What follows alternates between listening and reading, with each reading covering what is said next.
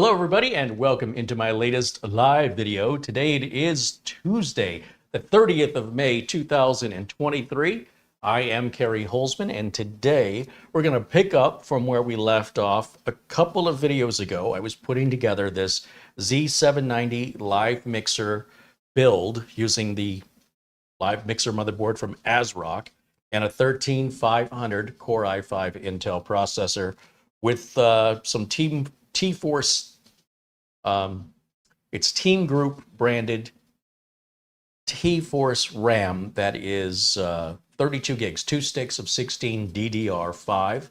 And I was waiting on these SSDs to arrive, and since they hadn't arrived in time for me to do the video, for the sake of just checking out the SK hynix P41, I put it in there so we could get the video done. And I'd never used a SK hynix drive before. I heard these drives are very fast.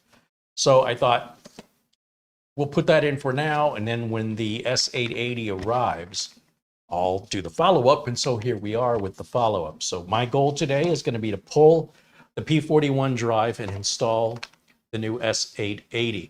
Now, what's different about this drive is it's made by a company, and it's a product name I'm not quite sure how to pronounce, but I'll show you the Amazon page.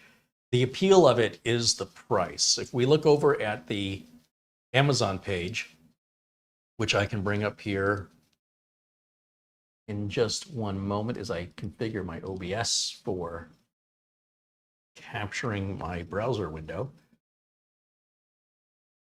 Here it is. The appeal of this drive is its price. Now, I think were these $79.99? I'm not sure. The prices have been fluctuating quite a bit. And this is the Fanxiang, I think, S880 2TB Generation 4 NVMe solid-state drive, M.2 2280. Says it'll do up to 7,300 megabytes per second in sequential reads. It looks good. 5-year warranty, compatible with PlayStation 5. Now, earlier these weren't appearing, so I think they were out of stock. And it's a little confusing because it says Fanxiang on the drive. So I think that's the model name, and that's the company name, Fanxiang.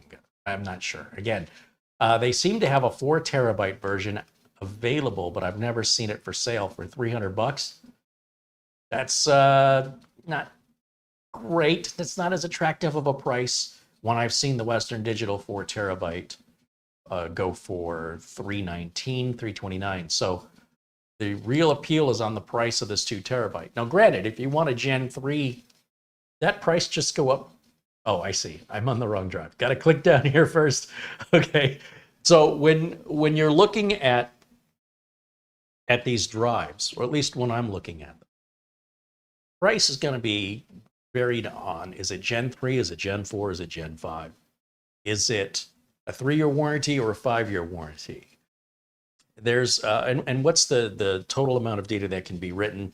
They predict, before the drive runs out of write cycles. And this one is just great all the way around. It looks super fantastic. 6,800 on the write speeds. The sequential write is really, really good. A 1,400 terabytes written life rating is fantastic. I mean, I've had my 4 terabyte Sabrent drive now it's been a couple of years, and I write to it constantly, and I've still only written 51 terabytes on it in a couple of years. And I mean, I write a lot to it. So I was kind of shocked that number was as low as it was. As you can imagine, it's going to take me a whole lifetime based on the amount that I'm writing to hit 1,400 terabytes. So these drives should last basically until there's a faster, bigger drive.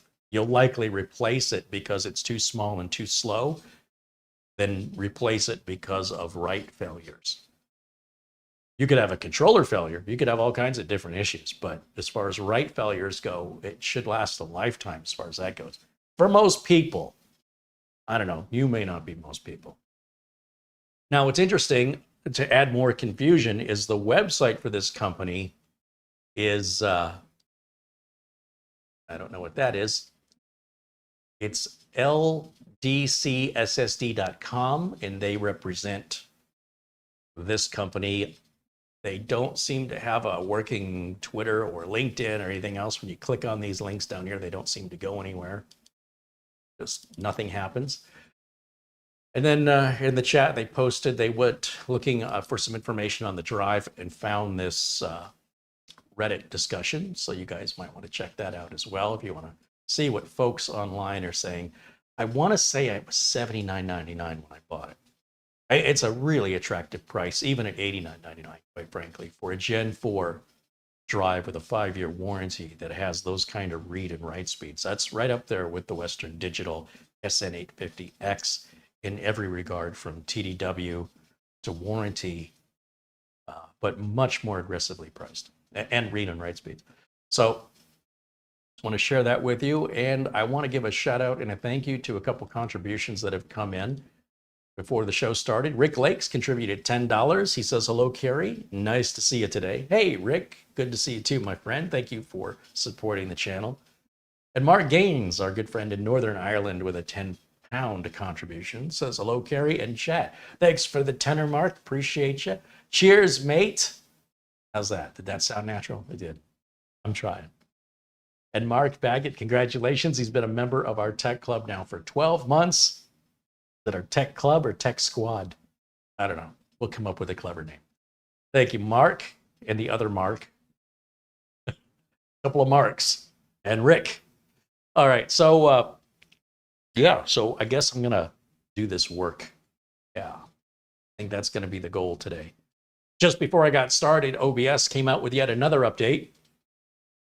Okay, so I put that update on and immediately went live at 2 minutes after doing that. So hopefully this update's okay. I traditionally don't have any problems with OBS updates unless they're betas. So this is a full release update, so it should be fine. And then what else was I going to tell you?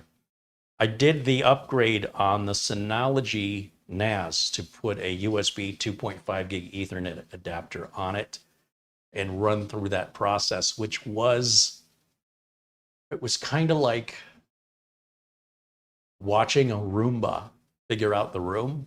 Like, I ran into the wall several times, virtually speaking, trying to figure out which driver am I supposed to use. I tried doing it through PowerShell and ended up using Putty. Camera Girl insisted I use Putty. I'm glad I did, because it did make it easier.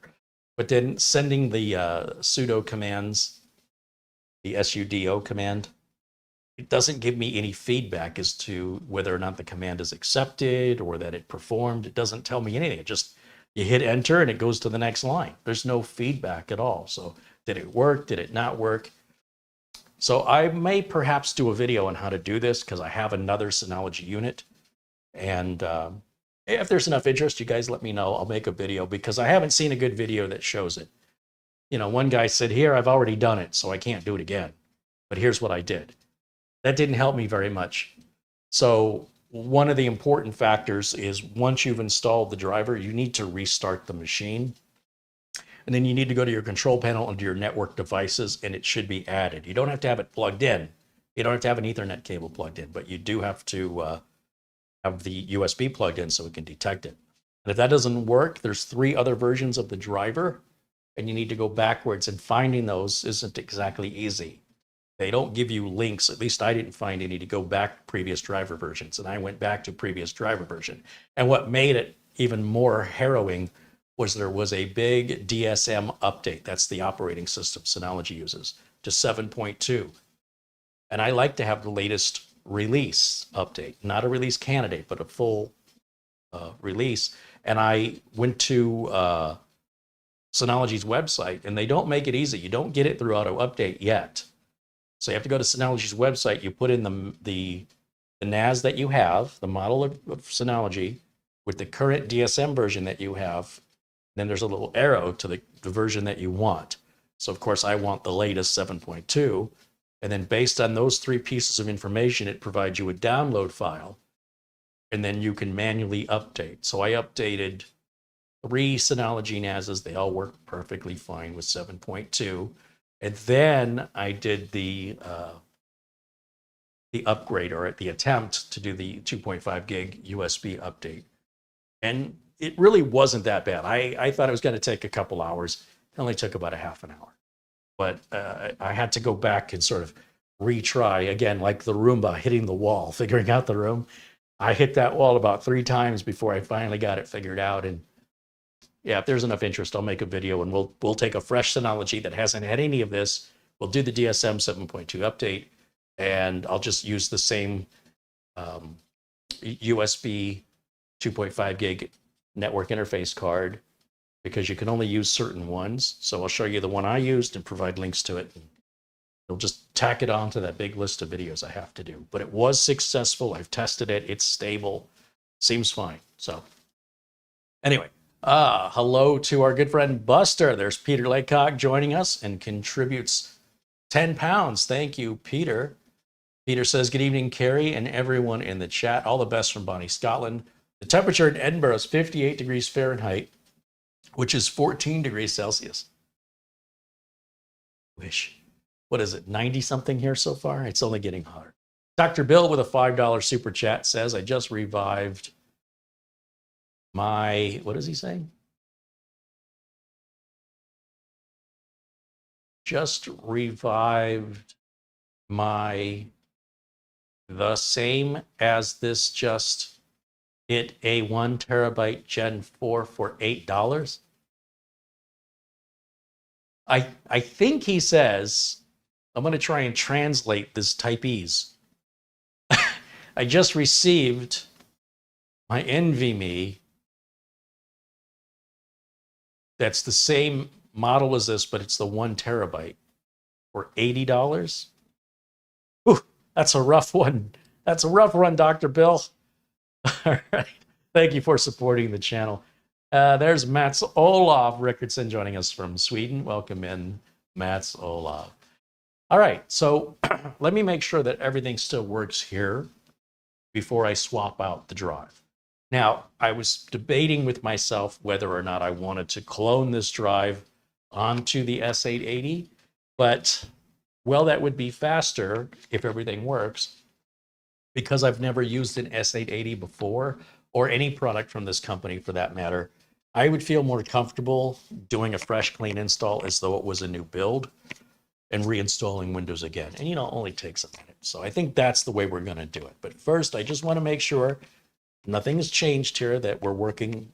We have all working components on the bench so that we give this every fair shot to shine, right? So if we introduce any problems to the system, knowing that it works like this, and the only thing we're changing is this, and suddenly we're having problems, then we know it's this. And that's how I treat unfamiliar manufacturers. So I always want to make sure that if things don't go well, I know exactly where the blame needs to lie instead of making assumptions. So I've hooked everything back up as it was. I need to hit the power switch here, and then we'll switch back over to HDMI input.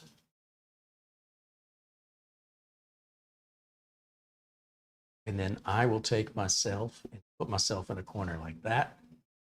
There's Ben Laird with a £5 contribution. Ben also watches us from Scotland. Thank you, Ben. All right, here we go. Just hit my power button there. Fan is spinning, and then hopefully we'll see something on the screen here in just a moment. Here we go. And if all goes well, it's going to boot into Windows 11, which I expect it will, but just want to double check. Okay, that looks good to me. I'm so tempted to clone this. You have no idea how badly I want to clone it, because I know how much easier it is.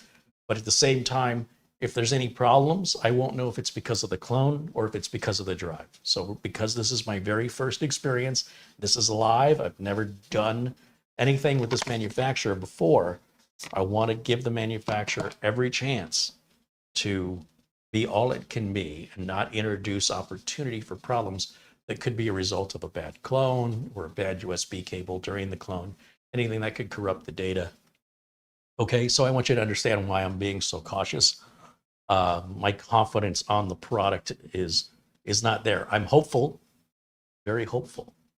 So if everything goes well, this should be no big deal. This should be just a formality. So I'm going to click on the start button. I'm going to go to shut down. Now, when we change the drive, I'm going to make sure that after this is shut down, I'm going to cut power here at the power supply. Once it's off, it's not off yet. The fan is still spinning. There we go. Now it's off. I'm going to cut power here, and we'll go back full screen to camera 1. There we go.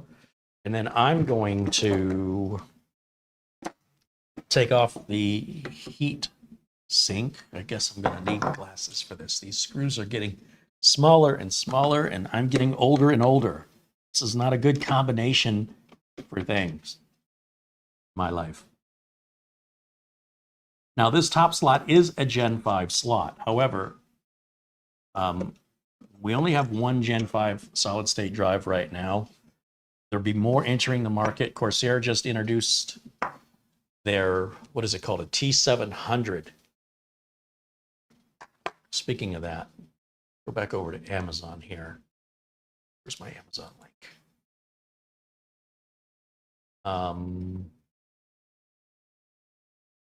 Yeah, I think Corsair, I think they're pre-selling them right now. Is it a T700? Is it an M7? It's a something 700. Gen 5, maybe that will help the Google search. MP600, no? Is it an MP700? I will find it.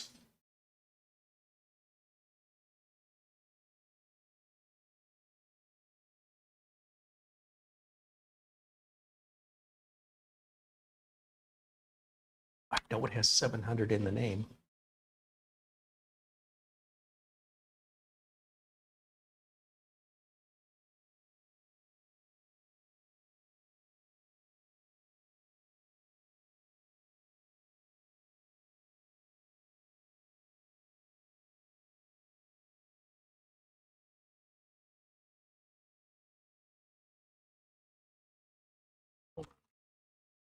Find it. Crucial. It's not Corsair, it's Crucial T700. Thank you, Coreyman0. That would explain why I can't find it. Okay. I always confuse Crucial and Corsair. I don't know. I've always done that. So Crucial T700.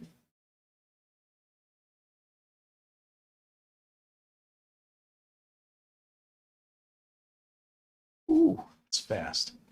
All right, now I can turn my window share back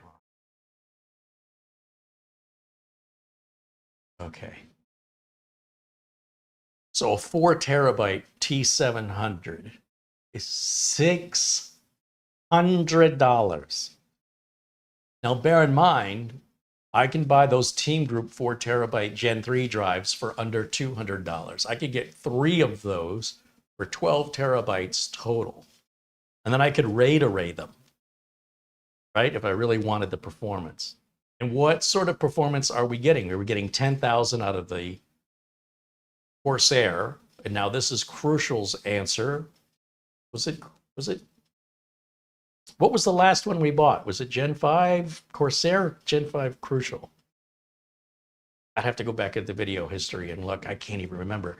But this thing is instead of 10,000, it's at 12,400 on the sequential reads, 11,800 on the sequential writes. Now look, in real life, those differences relate to milliseconds. Milliseconds. And you're going to pay $100 for every millisecond faster you want to go. That seems to be about the price range. That's crazy to me. That's a crazy amount of money for just 4 terabytes. In fact, that Oyen Digital 8 terabyte drive, right? If we go into Oyen Digital 8 terabyte drive, they dropped the price. It was $809, now it's $799. That's a Gen 4 drive. So it's going to run at about 3/4 the speed for $200 more you double your storage capacity to 8 terabytes on one drive.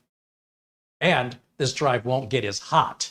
Gen 5 drives are going to get hotter than Gen 4 drives, and Gen 4 drives are going to get hotter than Gen 3 drives. That's the nature of things. Only 2 left in stock. I could have saved $10 by waiting. Well, there you go. That's the nature of tech. Things getting smaller, faster, hotter, and cheaper. Okay, so back to camera 1.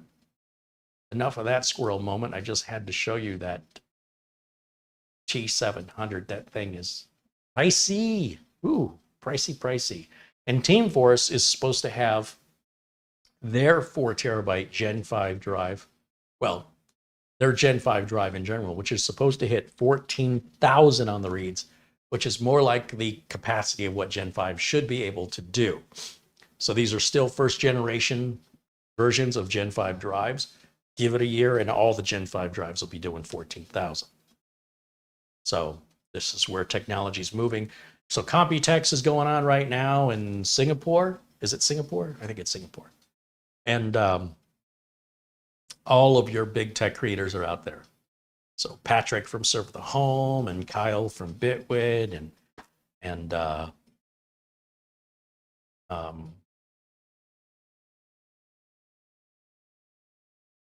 why can't I think of his name? Well, anyway, all those guys are all over there. So they don't need me there. They're all covering it. And I'll let them do the air travel and in that hot weather, humidity. Ugh. Not for me. So we'll let them come back with all the news. Gordon Ma-ung from PC World is out there. Yeah, all your big tech YouTubers are out there. Not this one. Okay, so there's our SK Hynix drive. I'm going to open up this one for the very first time. Greg says Bitwit's no longer doing tech. Well, it doesn't explain why he's at Computex if that's the case. Why did he go if he's not? Okay, let's see.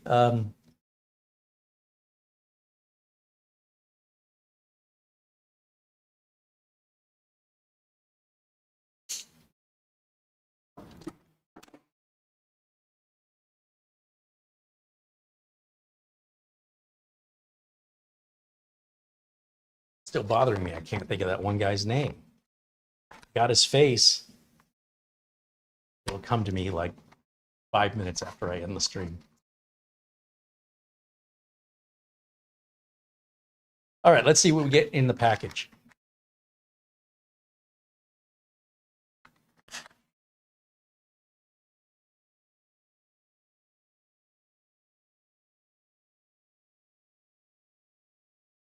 Oh, look it, I get a little tiny screwdriver. Oh my God, that's the smallest screwdriver I've ever seen in my life.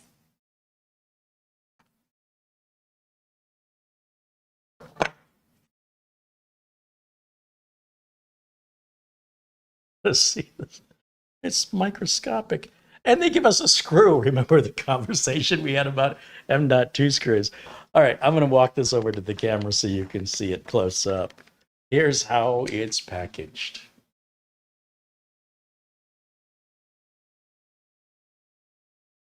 We've got screwdriver, the little tiny screw, and our drive. Come on now. My Star Wars figures can use that screwdriver. Wish I still had my Star Wars figures. They might be worth a couple of more dollars. All right, let's see. I'm going to leave all that in there because we don't need that screw. The screw should be included with your motherboard, as we've had our discussion before. I'm certainly not using that screwdriver. And then here's our 2 terabyte Rangiana Gen 4 NVMe drive. And again, I think Uncle Kerry needs to put his glasses on for this little tiny work here. So we're going to pop that in to our M.2 slot. And bear in mind, if you buy one of these, going the wrong way, Kerry. I want to plug it in this direction. If you plug this into a Gen 3 M.2 slot, it will work, but it's going to work at Gen 3 speed. So it is backwards compatible. So if you buy one of these, you pop it into your motherboard, you're not paying attention to which M.2 you're using. In some circumstances, you could lose like SATA ports 5 and 6, depending on the board. If you're running Crystal Diskmark and you're getting speeds around 3600 or around the 3000, mid 3000 range, you're in Gen 3 mode. So you might have to pop open your motherboard manual before you do the upgrade to ensure you have Gen 4 M.2, and if so, which ones are Gen 4, and also at what price are you going to pay with regards to potential loss of SATA ports. Most people aren't using SATA ports 5 and 6 regardless, but some people are, so just so you know.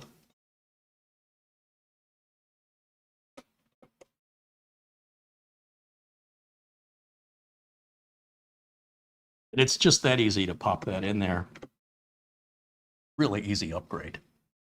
Of course, not having it in a case and not having a giant video card in the way certainly makes this easier. And then what I'm going to do is I'm going to grab my Windows 11 installation media and I'm going to plug that into a USB port back here, and we'll hopefully be able to install Windows 11 without any problems.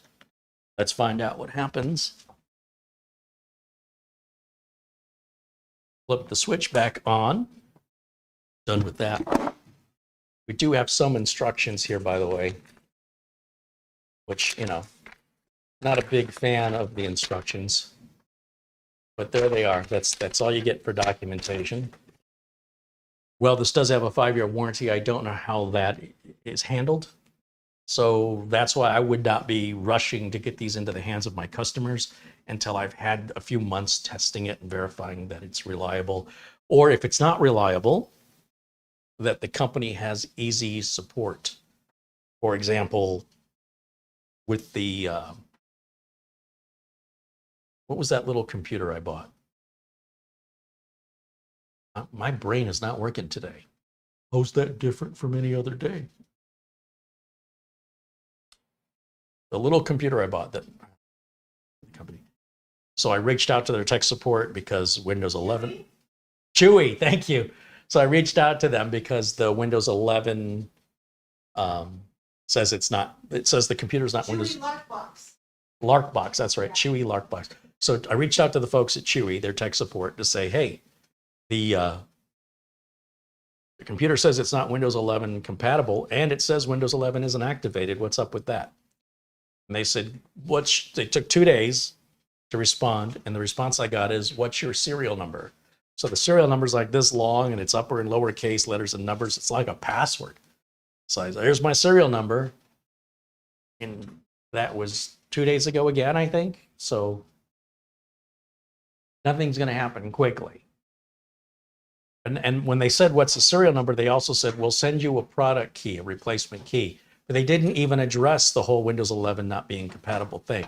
And I'm not letting them go on that. So I'm giving them a chance that by providing them what they've asked me, remember what I said, when you deal with tech support, always provide the answers to their questions, no matter how ridiculous or inane they seem to be. So I provided them with and my email was very clear. I want 2 answers. 1, why isn't Windows 11 activated? And why does the computer say it's not Windows 11 compatible? And he responded with, what's the serial number? And we'll get you a replacement product key. That's all he said. So now I've sent that information, and now I wait another 2 days probably. And then I'll let you know what he says. I know I'm going to get a product key, but what good is it if the Windows 11 isn't compatible? So I won't use that product key until I call. I'm hoping that won't be the case, because every time I reply, it looks like there's a 48-hour period of waiting. Is this company going to be like that? I don't know. That's the point I'm trying to make. If I sold that to a customer, the customer says, what's the status of my repair? I don't know. I'm waiting to hear back. When do you expect to hear back? I don't know. So what do I do as a business person? Do I just keep that customer in limbo indefinitely, the way I'm being kept in limbo? Or do I open up my wallet and buy my customer something else and say, here, sorry for the trouble, and never ever offer that to my customer again. Cut my losses, because if I had sold 10 of those and had 10 of them come back, it would cost me 10 times as much, and it could put me out of business. And that's why I make my videos, is to show you guys all these hobbyists and enthusiasts are leaving out a very critical part about what it is to run the business side of things. And I think it's a huge disservice to the YouTube community, who are such enthusiasts, they want to do this for a living, but you're not getting any of that information, generally speaking, from all the big tech channels. They're just hobbyists. They just do things for themselves. It doesn't inconvenience customers. They're not held accountable. They're not held responsible, and it doesn't jeopardize to put them out of business or ruin their reputation if they make a bad recommendation, or if they're hasty in making that recommendation. Hey, I spent 2 hours with the product, I can recommend it. That's nonsense. I would never, ever do that in my business. I respect my business and my customers too much to do that. All right, let's turn this back on. Did I flip that the other way already? Let's turn this back on. Okay, there it goes. I'm so impatient. Well, I want to put myself back up in a corner.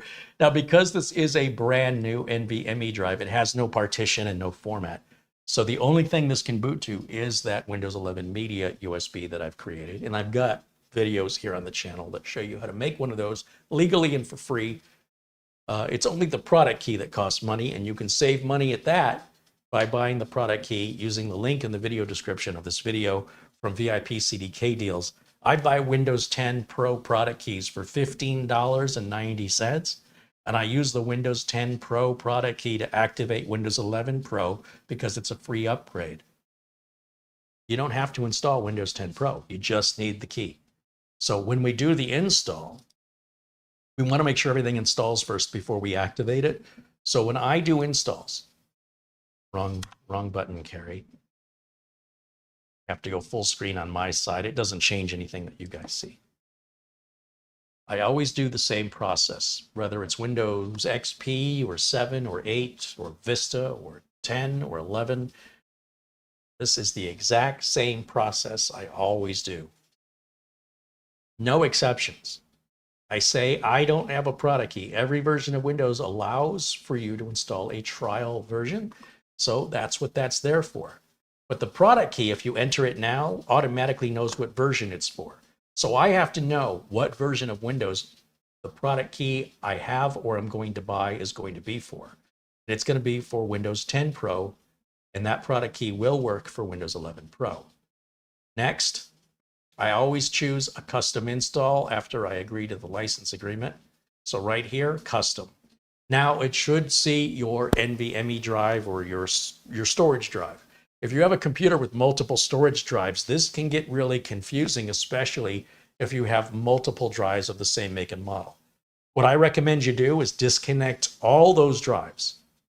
Just unplug them or disconnect whatever you need to do to disconnect them so that you only have the main drive that you intend to install Windows on.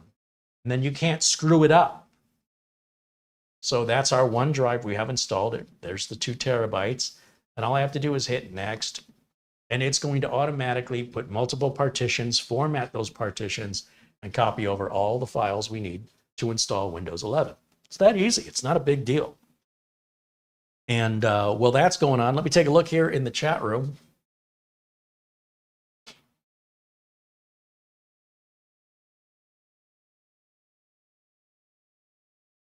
Marlena saves the day, memory trigger.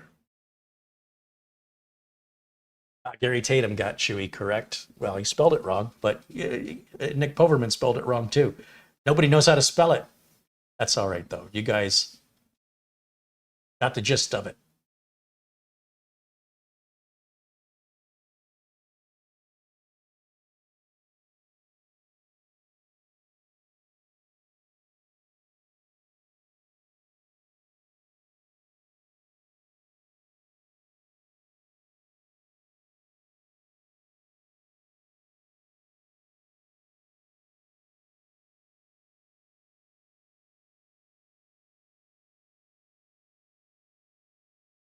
What is the Windows 11 Pro N? So that's the European version of Windows 11, where the European Union has told Microsoft they're not allowed to include, was it the media stuff? Like the media player, stuff like that. They said it was monopolistic. And so just for the European Union, Microsoft released the N version as required by European law. I don't use that here in North America, which you think would have an N. Why wouldn't that be Windows Pro EU? I don't know. I don't know what the logic is there, but I think you can Google that for more detailed information. We're already on our first boot. I told you Windows 11 and Windows 10 install very quickly on modern hardware, so this should only take a moment.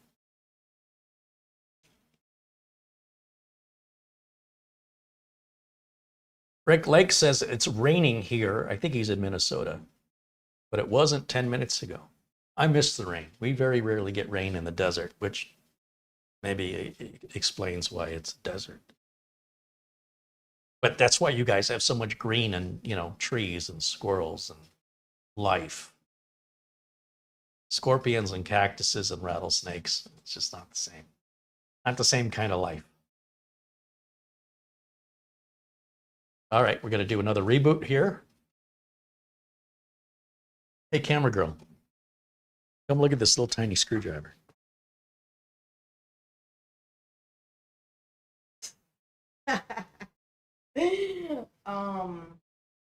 Got a Barbie doll. There's no way you can actually use that. I don't know. I don't know who that's for. That is the tiniest screwdriver I have ever seen. You know where this might work? You know there's a YouTube channel for a Tiny Hamster Kitchen? Yes. This might be a tiny hamster screwdriver. That's hilarious. All right. United States. Wrong mouse carry. United States, yes. United States, yes. Come on, there it is. Skip. Don't have internet because I don't want to create an online account. I have to tell it twice that I don't have internet. Microsoft's very insistent. And then we said this was going to go to DJ Big Red. Next. We're going to leave location settings on. Our date and time can be set automatically and maintained that way. But everything else I prefer to turn off. But these can be adjusted by the customer who gets the machine. They can customize that. Nothing I'm changing is permanent if they don't want it to be. Now the case I'm using for this is an NZXT H7 Flow RGB. And I ordered it from Amazon, and Amazon says it won't arrive until the end of June. That's fine. That's fine. And was discussing with Camera Girl what we're going to do with the other motherboard. I intend to build it exactly the same way. And I'm going to give one over to DJ Big Red, and then the other one I don't know what I'm going to do with. And I had her look through cases, and we agreed that the best case for this is the same case, but in white. But the only place I could find it in stock in white was from B&H Photo. And B&H Photo also had it in black, and it was also the same price as what Amazon wanted, and they could ship it the next day. It was in stock. So guess what I did? I ordered the black one, and I ordered the white one. They are currently en route to Studio B, and I canceled my order with Amazon and said this isn't going to arrive on time. And hopefully we can get these all buttoned up here sometime next week if all goes well. Okay, so now we've got our Windows 11 installed just that fast. I can now step around and plug the internet in and start grabbing updates on my slow internet connection here, which I have the cable somewhere on the floor. Here it is. Here's my cable. We're done with the flash drive that has the Windows installer on it. We pop that in there. And once again, I will wait till I get everything updated and drivers installed before I will buy a product key, because I don't want to make any changes that could deactivate the product. So make sure everything's the way you like it. You're in no hurry. Windows maintains full functionality. At the very worst, if it takes too long, you'll get a little watermark that says your copy of Windows is not activated. But other than that, so besides some customization of Windows, it doesn't prevent Windows from running any programs or running at full speed. It's a full running trial that runs indefinitely that way. You could choose never to activate it if you don't want to, if that watermark doesn't bother you. But all I'm trying to emphasize here is there's no hurry.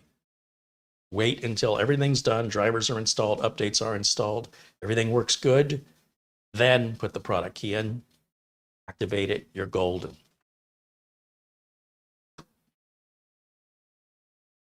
Alhaj says no one uses the N version of Windows in the EU. You know, it's government, right? Government's there protecting the people, and the people that are there saying, leave us alone. That's what it sounds like. Same thing happens here in the States. All right, we're going to go ahead and check for updates on this for right now. And while we're waiting for the updates, because that could take a couple minutes, I will also download the latest drivers that we're going to need for the device manager. And then Crystal Disk Mark can be run, and we'll see what numbers we get on this drive and see if it matches everything that the manufacturer says. I'm noticing the drive appears to have a blue LED for when it's active, when it's reading or writing. I can see a blue LED peeking out from behind that heatsink. It's kind of a shame because I'd like to be able to see it, but you're definitely going to want a heatsink on a high-speed Gen 4 drive. Generally speaking, if you don't use a heatsink on it, it'll be okay until you do like a lot of writes to it. If you're really heavy on it, then it'll heat up and it'll start to slow down. You don't want that. So I'm not quite sure who the LED is for, but I like that because unlike RGB, that light conveys information. It tells me the drive is reading or writing. Appreciate that. I like to know. Any news on the Cube case? The Cube case has arrived. I just have to make the video. Yeah. So maybe, see, I can't do it Friday. I should be getting that Wi-Fi 7 router in on Friday. I hope I get it on time. The TP-Link BE800. Maybe tomorrow, maybe Thursday. I've got everything I need now to do the Cube case build. I was going to do that as a Friday thing, but the next couple Fridays are all tied up, and by the time I get around to it, it's going to be July. So I will have to do it midweek to get it done. But I do have everything for that build now.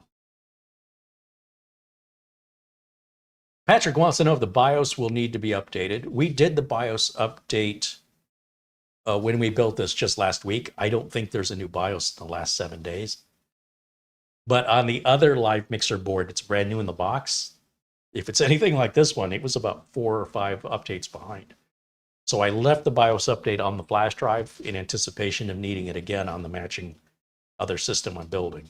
One will be in a black case and one will be in a white case.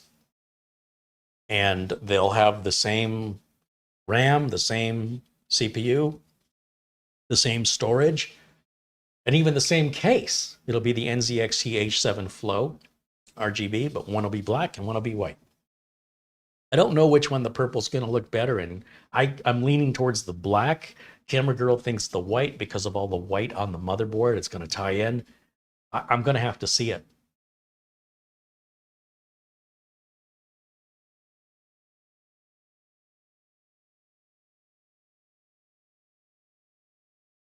There's our friend Bill Leatherland joining us from the UK. Welcome in, Bill.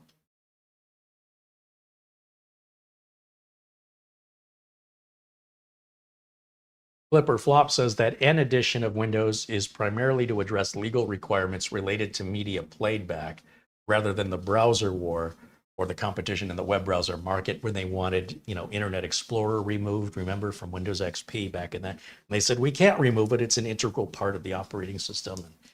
And they're like, well, can you remove the icon? They're like, yeah, but that's not uninstalling it. That's just, and they're like, well, pshaw, tomato. It's uninstalled. They're like, no, it's not uninstalled. You don't understand. They're like, you don't understand. I just want the icon gone. Well, having the icon gone isn't uninstalling it. And around the legal stuff went as the lawyers were trying to explain to the lawmakers how technology works, and the lawmakers put their ego and their pride in front of educating themselves, which is just the standard. Happens in the US, happens there in the EU. It's exactly the same. These lawmakers just, we got these guys that are 60, 70, 80 years old talking about how the internet's made up of a bunch of tubes. What are you going to do? What are you going to do? They're getting convinced to pass laws against the right to repair or DMCA and all this other anti-consumer pro-corporation law. It's frustrating. It's very frustrating. Sarge Tech says, wow, that I/O panel looks massive. Connect any and everything. Yeah, you should go back and watch the video where I'm building this, because I go through what all of that is and kind of make a big deal out of it. Did it go to sleep? Yeah. Or no, it's loading a video driver. When it blacks out like that, that's the video driver. Very good. And we're still downloading something here. So again, while that's downloading, I'm going to stall for time just reading your comments and commenting back. Ron Hillier says, hello, sorry I'm late. Hey, Ron, glad you made it.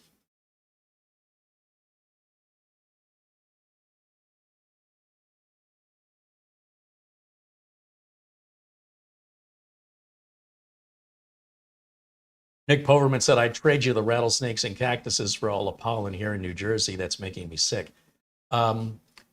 Yeah, there's a ton of pollen. Have you looked up the pollen count in Phoenix? There are pollen warnings on the weather reports on the news daily. So if you're trying to get away from pollen, Phoenix is not going to be much better.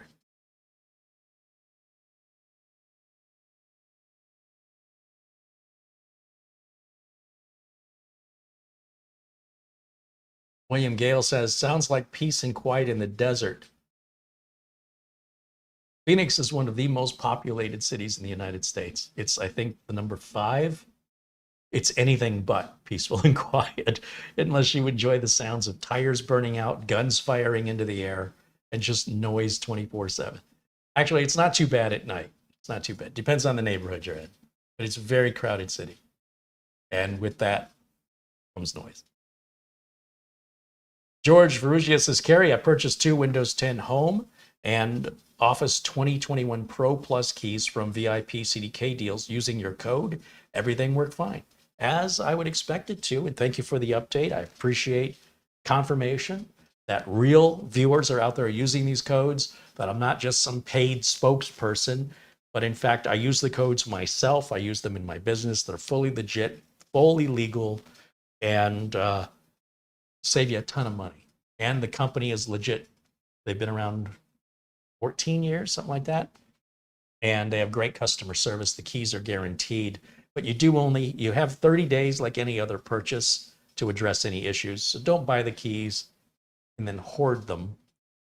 And then when you go to use them 6 months from now, if for any reason they don't work, you're not going to get any customer service. The same as anything else you'd buy and try and return after 30 days. So I recommend you wait till you need it. And then you're going to have great customer service if you need it, and you probably aren't going to need it, quite frankly. The keys just work. But every once in a while, it could be a problem. They're there, they've got your back, they guarantee their keys. But not 6 months after you bought it, all right? Let's be reasonable. And that price has been pretty much $15.90 on the Windows key for what, 18 months or something. So that it's not like you have to buy it while it's around. Microsoft stopped selling Windows 10 keys, by the way. They're like, no, we're not selling Windows 10 keys, and we're not going to put any more big updates. No big annual updates to Windows 10. They did the same thing to Windows 7 and Windows 8. Before it expired, they stopped all the big updates the last 2 years of the operating system and stopped selling the keys to force you into Windows 11. That's the way the marketing works. But there's companies like VIP CDK deals that can not only get you the Windows 10 key, but can save you a lot of money on it. And as I mentioned, the Windows 10 key is cheaper than the Windows 11 key. And since Windows 11 is a free upgrade, the Windows 10 key works.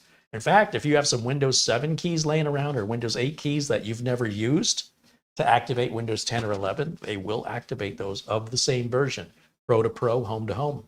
No problem. Only time that won't work is if you're, using an enterprise version, or you're going from Home to Pro or Pro to Home, or you've previously used it to activate before the same version. So if you've previously used it to activate Windows 10, you can still use it to activate Windows 11, but not activating Windows 10 again, just so you know. Is that confusing? I think it's pretty straightforward. But I'm a nerd, so that makes sense to me. I hope it makes sense to you too.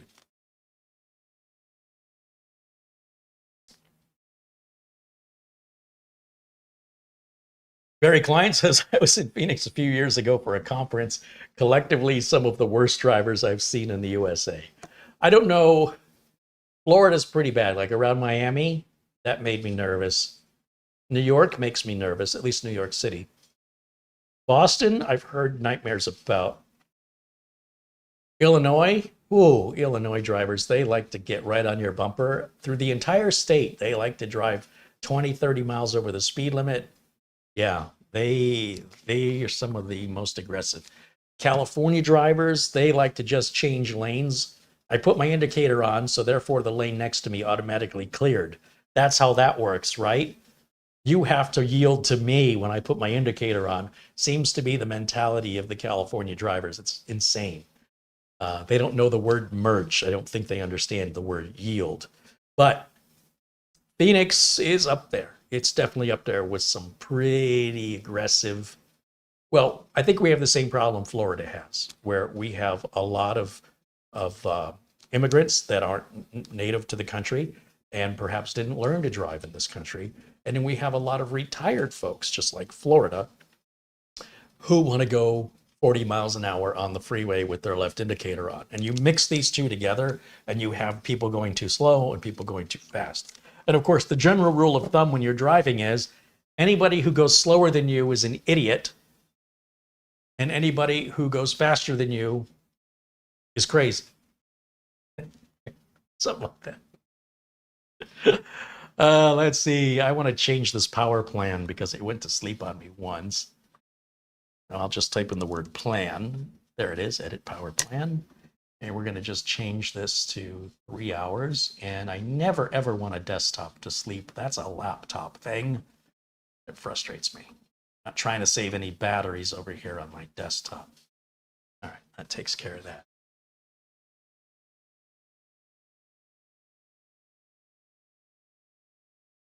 Nick Poverman says, come to New Jersey in the summertime. You'll see some really bad drivers, the tourists from New York and Pennsylvania. Yeah, I haven't really driven much in New Jersey or Pennsylvania. Matthew Burden said, Phoenix has been a cakewalk for me compared to Boston and Providence. I've heard. Never been, but I've heard.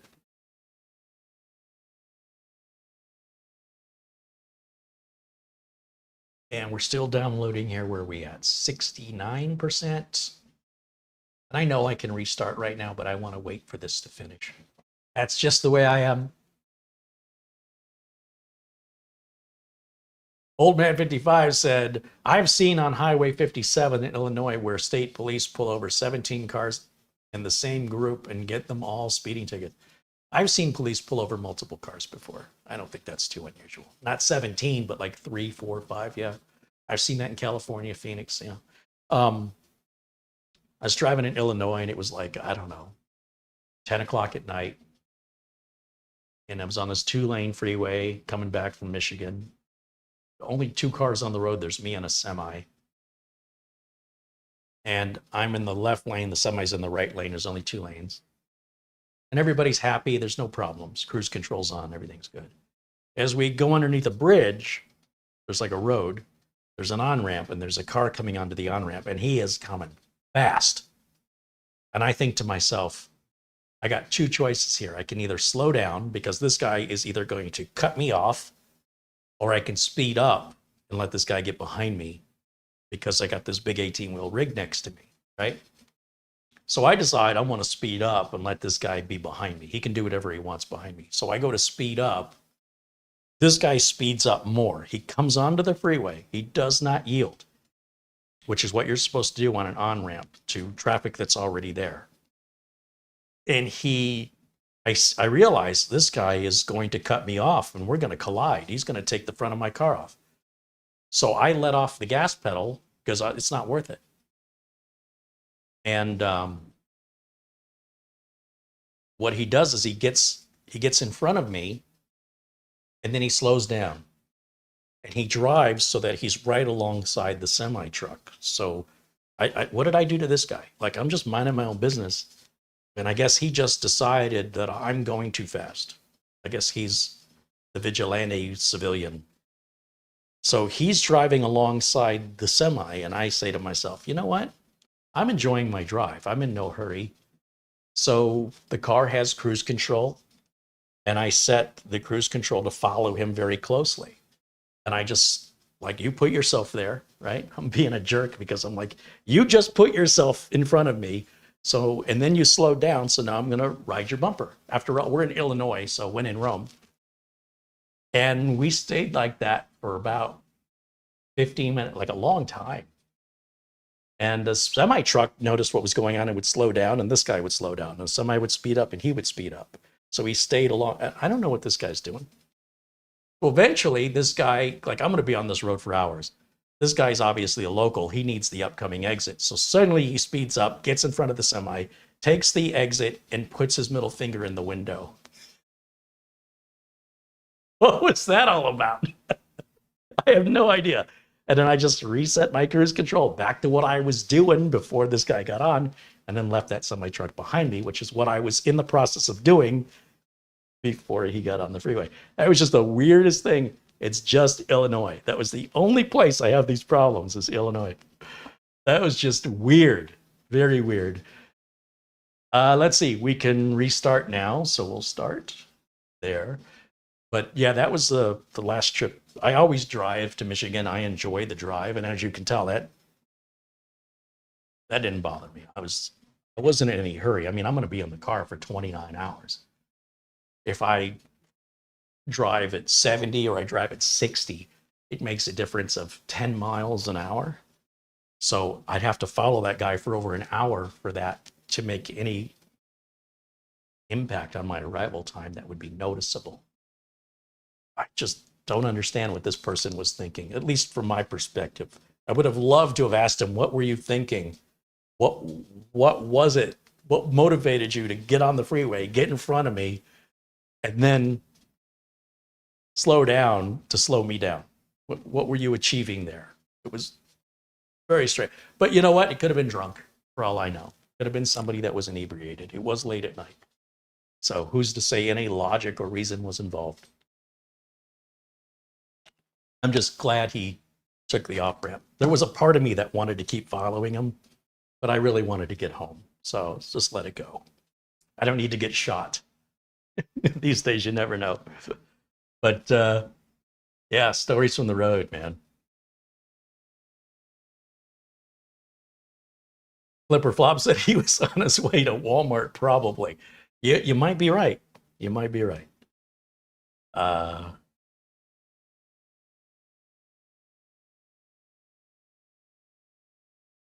It was just a weird moment. It was very surreal. Like, and I was just proud of myself, the fact that I wasn't upset. I was bewildered. What's he doing? Does he think I'm in a hurry? Does he mind me being right behind him with my lights in his mirrors? Okay, I'm okay with it. We can do this all night. He wanted to be the leader. That's fine. If you don't mind me on your bumper, be the leader. Don't bother me. Don't be mad at me because you put yourself in my way. That's not my fault. I didn't do that. That's my attitude. Ron says they watch too much NASCAR. Well, I mean, they're close to Indiana. Maybe it's the Indy 500. I guess that was a little bit of a controversial win this weekend on the Indy 500. And then next weekend, they always do Belle Isle in Detroit. That's always the race that follows the Indy 500, is my hometown. And those are about the only two Indy 500 races I'll watch. And even the Indy 500, I only catch the highlights. It's a little boring watching the cars go around in circles.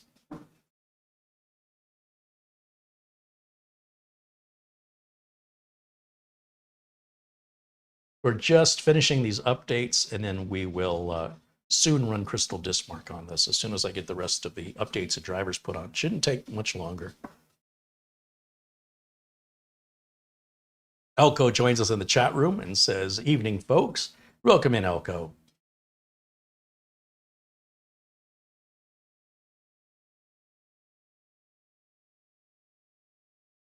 Boss joins us in the chat, says he's catching another live one. Hello, everyone in the chat. Welcome in, Boss.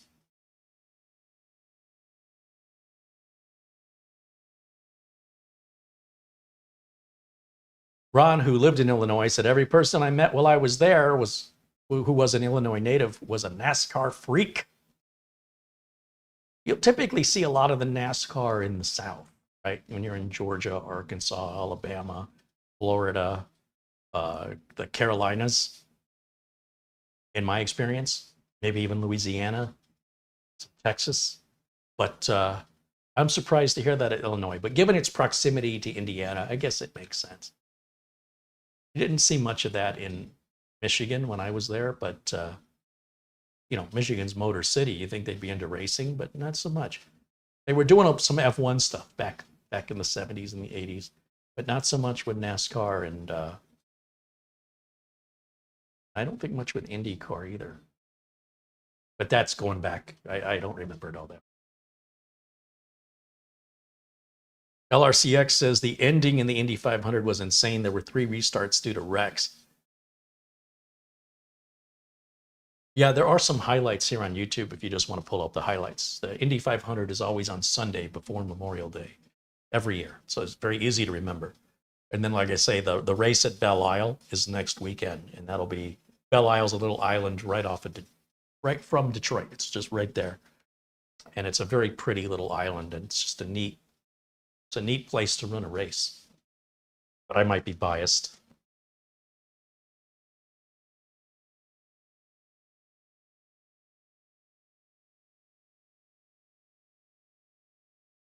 See what we got missing here.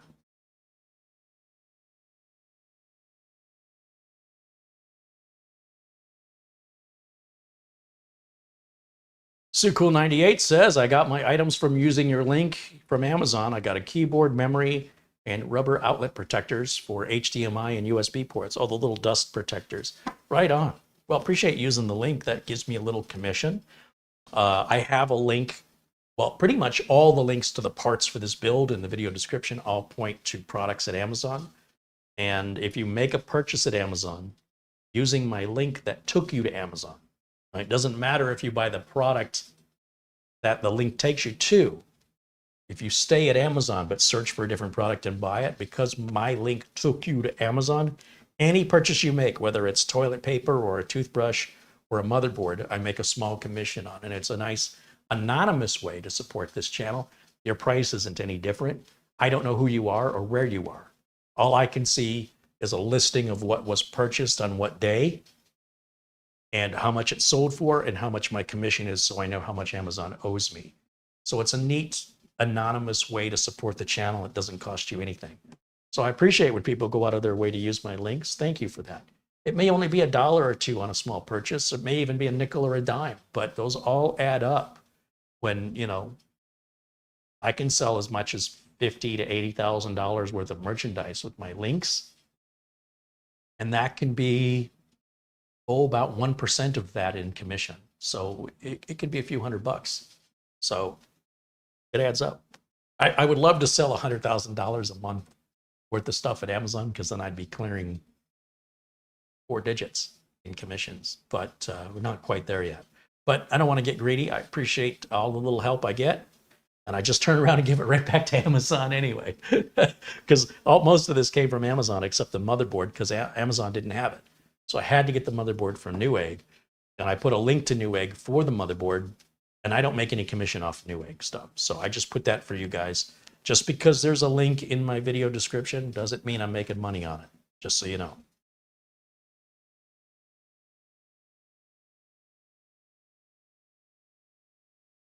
Michael Berg said the race is in downtown Detroit. Oh, they're not doing it on Belle Isle like they do every year? Alhaj says, I bought a mini PC using my link right on. Thank you, Alhaj. Luke Greenia says I had to buy new mower blades, so I use Carrie's links. Yeah, that's it. I make a commission on all that stuff if you use my link. And it, like I said, it's the same price for you regardless. So it's just it's a thoughtful thing to do. You don't have to. And I'll never know you did it if you don't tell me. So appreciate those who do it. Dwayne Blackwelder said he ordered a garden hose repair kit using my link for $13 and some change. Yeah, well, you know, on $13, I might make 13 cents, but it adds up. I'm telling you, enough people do that. You know, there's 4,000 or 5,000 people going to watch this video in the next week. And 4,000 or 5,000, if I was making 13 cents off each one, it's not chump change. So thank you for that. Sue Cool says she no longer has any keyboard or mouse freezing now that she's replaced those. She said she had problems with Logitech. That's very unusual. Logitech is usually a market leader in that regard, but there's always exceptions for numerous reasons.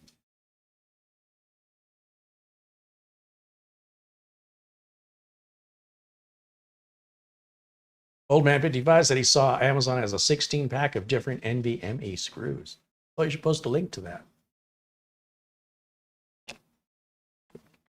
Bob R says, I buy all the time using the link. Thank you, Bob. I appreciate it. Like I said, there's no way for me to know who you are.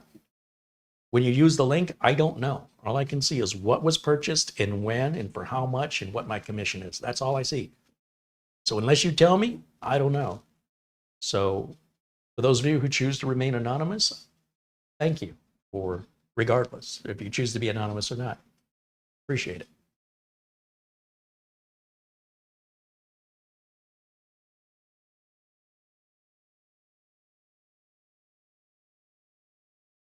Okay, we're finally getting this install done.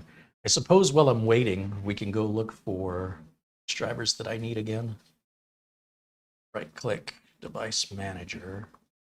What's missing? A couple of PCIe devices in the SM bus controller. All right, so once again, I'll do exactly what I did the first time around. For those of you who didn't watch the first video, start without data, continue without data, uncheck this box, confirm, and we're going to go to Z790 LiveMixer drivers. And the very first link should take us to ASRock. And then we're going to go to not the support up here, because that's for generic ASRock support in general. I want support for this specific product on this page. So I go to that support and I want download. Oh boy, we got a lot of stuff here. I want the INF driver, so I'll hit global. Text is so teeny tiny. That's better. Management engine, don't care. I could, no. Care.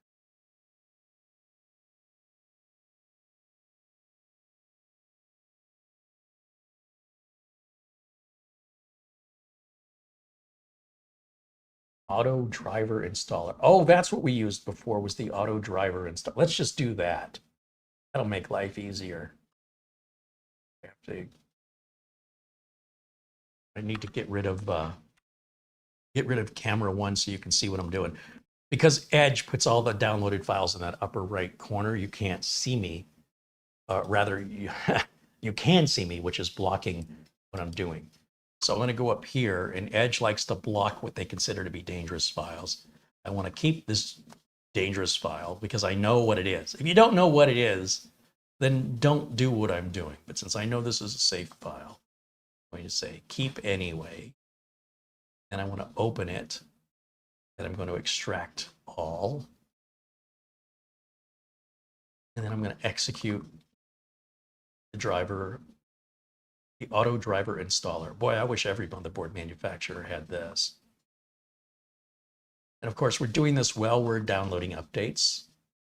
You don't have to just do one thing with the computer. They multitask these days, actually for quite some time. And if you didn't quite understand what multitasking meant, we're doing it right now.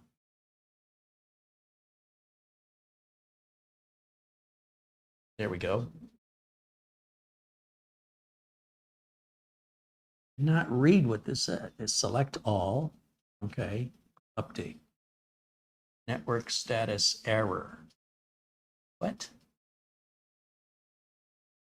Oh, it must have, something happened down here. Let's try again.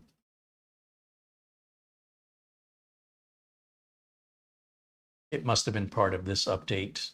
Now it's pending restart, but now I don't want to restart yet because I'm in the middle of doing this now.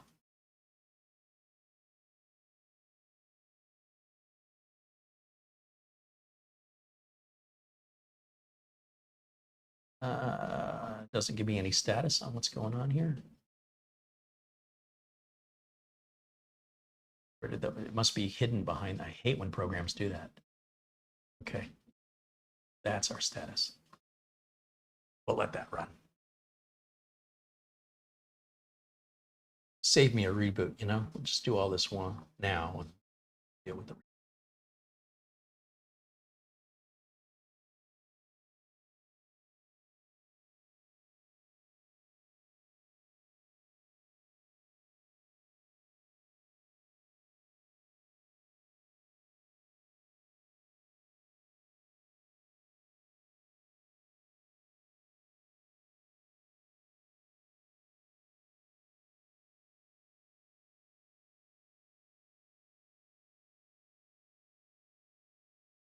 I guess while I'm waiting on that, I'm going to grab a cold Gatorade here. This shouldn't be too long of a video. In fact, if I was on debate, you know, I was on the fence debating about whether or not I wanted to do this reinstall, knowing that the bulk of this video time would be taken up doing updates. But I really wanted it to be accurate and genuine, and I didn't want to leave anything on the table that could be questioned as having been set up or manipulated in any way. So by doing this live from beginning to end, that's what I do here. I don't know of any other YouTube content creator that does it this way. It takes more time, but there's no edits. Everything's done in one take. Everything is live. And you see it from unboxing to installation to configuration to test results, and then we're done. That gives you an idea of how often do I get dead on arrival products. I mean, got the tape on the box. What was in the box? How did it come packaged? What was the installation like? How long did it take? Et cetera, et cetera. That answers all of that by doing it in real time. So if you decide to undertake anything you see me do, you can expect it to take about as long. And you can set aside a proper amount of time to allow for that. You watch a lot of these videos that are edited, they get this done in 6 minutes. That's very unrealistic. And we also don't know what manipulations were done in those 6 minutes. Did they modify something? Did they have to contact support? They could have spent 3 or 4 weeks making that 6 minutes. I don't know. I find something about that disingenuous, insincere. Feels like a commercial to me. Want to watch commercials? I'll go turn on the TV.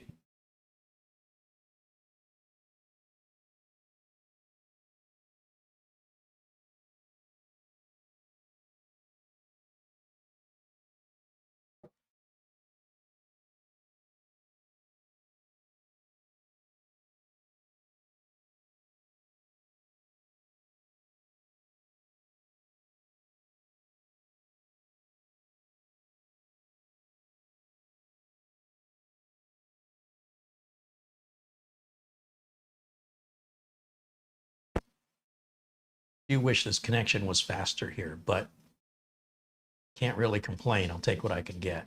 That's where I'm at right now. Unless YouTube starts paying me a lot more. That day's going to come. I've been saying that for 15 years. I'm sure it's any day now.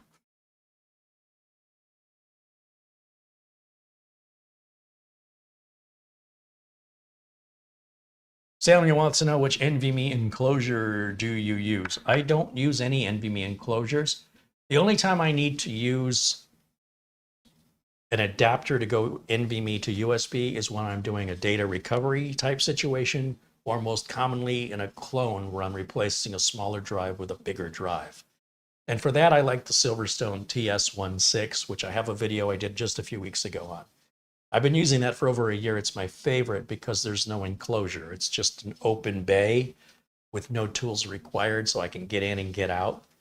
If I were going to get an enclosure today, SilverStone's Raven enclosure is pretty good, and the pluggable enclosure.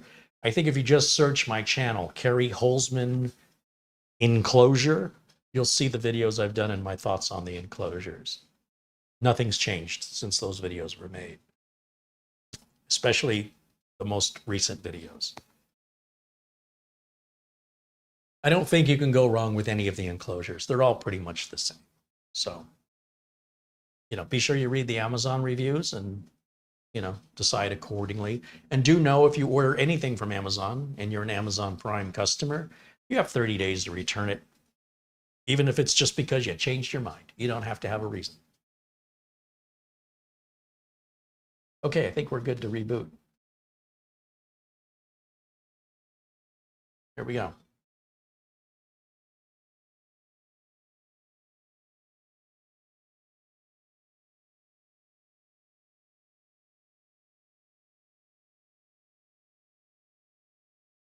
Michael Dane says he's been hearing from Intel about the 14th gen CPU being socket 1800 with AI. Any ideas what Intel's talking about when they say the CPU is going to have AI? I don't know. I don't know what they mean by that. Flipper Flop says CPUs with AI capabilities are designed to enhance artificial intelligence workloads by incorporating specialized hardware. Somebody copied and pasted that from somewhere. It's worded just a little too marketing speak. But I appreciate the answer just the same.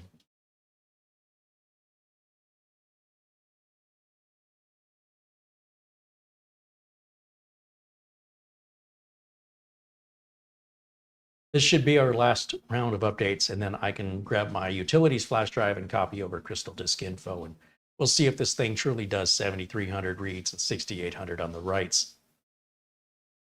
I will be excited if they're really getting that performance at that price, because then that, with a 5-year warranty, and again, assuming they're going to be easy to reach and expedite a return process in the rare circumstance you should need it.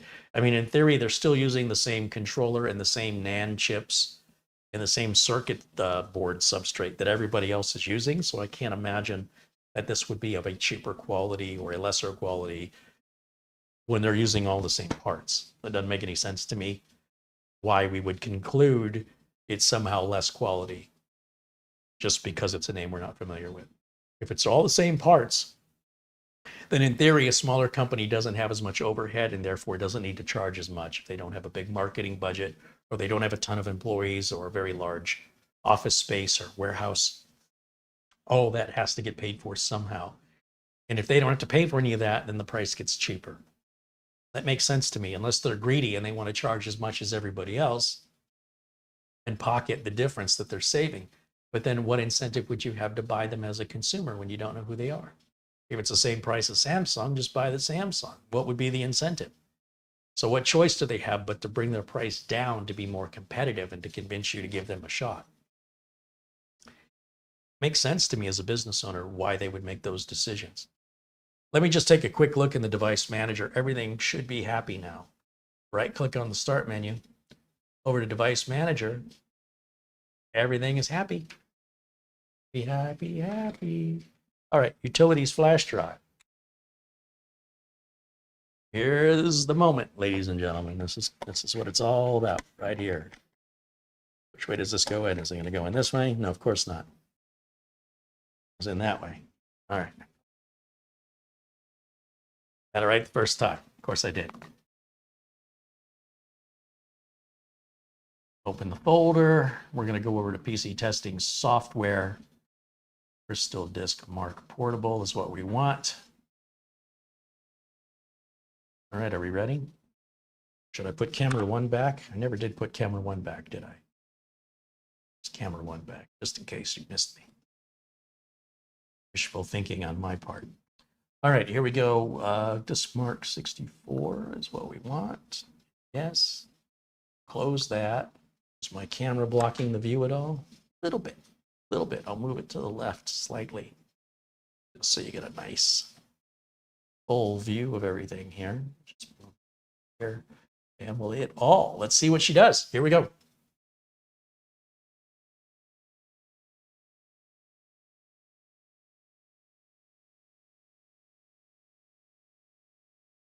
Hey, pretty good. Pretty good. So 7,300 is going to be the peak maximum. If we get close to 7,300, I'm a happy camper. We're close. I'm good with that. The difference between 7108 and 7,300 is like a quarter of 1 millisecond. So, and in fact, that number's gone up a little bit since then. And who knows, if we ran this test multiple times, maybe it will come up at 7,300 on one of those. The numbers will never be the same twice. Samuel says, I was planning on using an NVMe USB for cloning my 256 to one of those 2 terabytes. Yeah, so I use the TS16 from SilverStone. That's what I use. But if you're planning to keep it in the enclosure and to permanently go back to that 256 gig drive as like a flash drive, then I would use the pluggable or the SilverStone Raven. But again, all covered in my videos. If you type in Carrie Holzman space enclosure, you should see those videos listed in order of publication date. And the latest videos are my current views. Samuel says, I'll use your store link to buy all my purchases. Well, thank you, Samuel. I appreciate it. Those numbers are really, really good. I am quite impressed. This is comparable to the Western Digital SN850X that I like so much. If I can, well, they don't make a 4 terabyte. If I could have gotten a 4 terabyte version of this, I bet it'd be a really good deal. But for now, my 4 terabyte of choice is the Western Digital SN850X. And then my 4 terabyte of choice, if performance doesn't matter, is the TEAMGROUP, what's it called, an SN34, I think. That's only $197 for 4 terabytes of Gen 3 NVMe. It's a hell of a price. All right, here we go. We're getting ready to do our write speeds in just a moment. It tells us right at the top there what it's doing at the top of the window. And it's on 5 of 5 of that last test. And then it's going to give a little pause. Here we go. Now it's preparing the write test. Are we going to see 6,800? Are we going to be close to 6,800? Oh, the tension is mounting. 6,640. Wow. Holy cow. I'm very happy with that. Yes, that's very, very close. And that number still might go up. It's still doing five tests. We'll get the best of 5 here. We're on number 4. And now we're on number 5. Number hasn't gone up. All right, you know what? I'm good. So a little bit shy of the 7,300 and the 6,800 reported, but not that far off. Very, very close. Oystein says those are really nice values. I'm looking forward to testing my Fanxiang S880 2 terabyte in the weekend, hopefully getting it this week. Let me know how it works for you, Oystein. I'd be curious if you get similar numbers. I'd also be curious what it's like to live with day to day, if you have any problems with it, if it slows down or gets hot, anything like that, that you'll just figure out from living with it. Luke Greeny goes, you get that for $80? That's impressive. That's what I'm saying, Luke. I think they were $79.99. What are they? $89.99 today. Just watch it on Amazon. The price will fluctuate.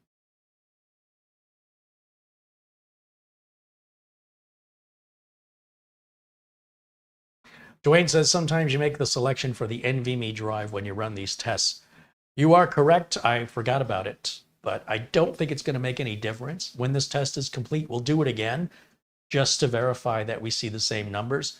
But under settings, there's an option for NVMe SSD, but I haven't really seen it make any noticeable difference. But we'll verify that since you brought it up. Why not?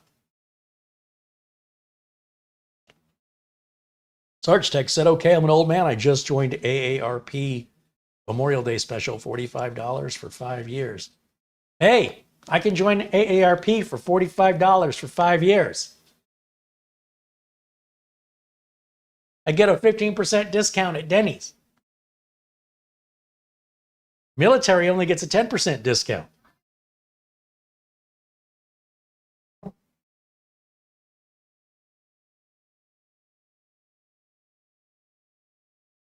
All right. File. No. Wrong mouse. Settings. NVMe SSD. So keep in mind what these numbers are. We're going to run the same test over again. I think they're going to be pretty much the same. Paul M said I paid $200 for a 1 terabyte Gen 4 NVMe a couple years ago, about 3 years ago. When I did the Thready build, the original Threadripper build, I put 3 Samsung 860 NVMe drives that were 500 gigs apiece, because that's all I could afford. And those, I think, were 100 or 150. They were $150 a piece. And then I put them in a RAID 0 configuration, so I had 1.5 terabytes of NVMe storage. We've come a long way.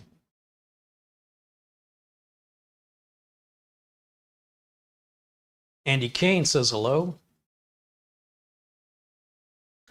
Ron Hillier says, I don't think we ever thought about being in our 50s. Hey, next month I can move into one of those retirement communities. You know, the ones that are 55 and older? I'm just a few weeks away. I can move right on in. You know, where the speed limit says it's 4.5 miles an hour? I'd be like the young punk of the community, I think. It's probably how they'd see me. I think they see me that way in this community. Maybe as the old punk. I think the punk still stays.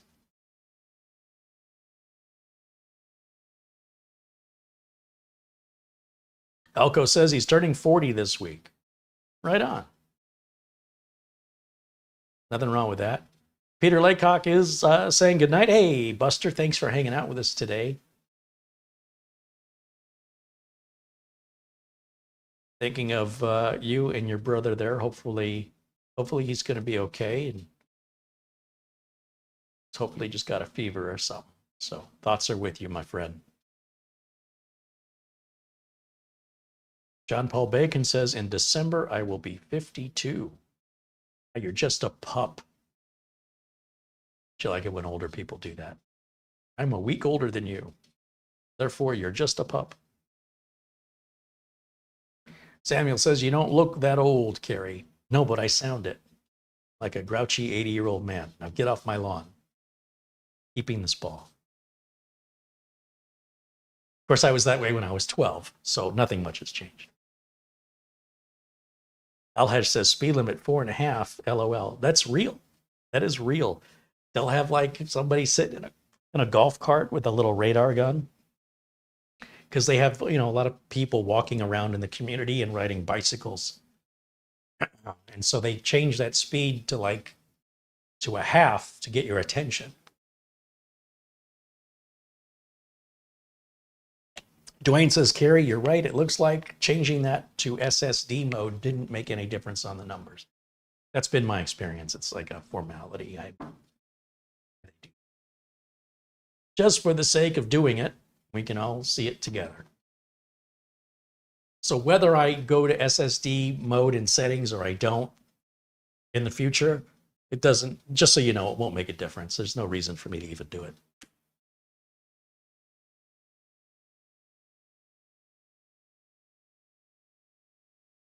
Paul Kitching says he's going to be 50 in June. Hey, you can join AARP in June.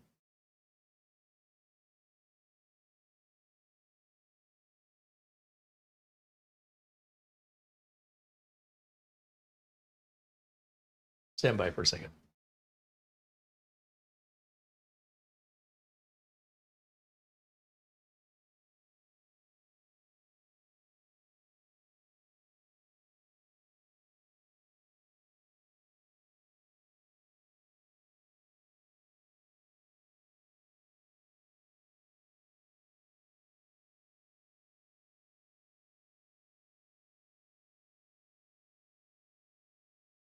Okay, so Michael Dane has provided a link to NVMe screws and a screwdriver from Amazon. Thank you for posting that link, Michael. Garfield Rupe says he's going to be 70 in December. Right on. That's awesome. We have an audience here ranging from people in their 20s, 30s, 40s, 50s, 60s, 70s, even 80s. I think that's awesome that the audience appeal is so wide and varied. And furthermore, people in their 70s who didn't grow up with the stuff like people in my generation did, and of course, people after me, a lot of those people are resistant to learning it. They think, like, there's a lot of my customers at that age group that feel that this stuff is above their ability to learn it. And that mental block means teaching them is nearly impossible because they've convinced themselves that they can't learn it.